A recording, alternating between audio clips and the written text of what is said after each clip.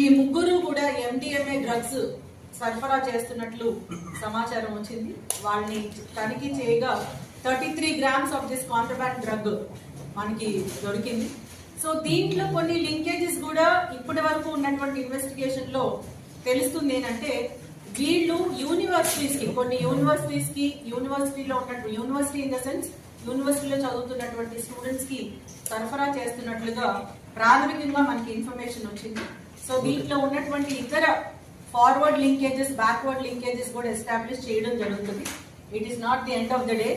ఈ రోజు ఈ ముగ్గురిని రిమాండ్ పంపించడం జరుగుతుంది. సో దీంతో ఈ కేసు ఆగిపోకుండా ఇది కంటిన్యూ అవుతుంది. Investigation crime number 287 of 2025 Patamata police station లో section 8 class C read with 22B of narcotic drugs and psychotropic substances act గా కేసు నమోదు చేయడం జరిగింది.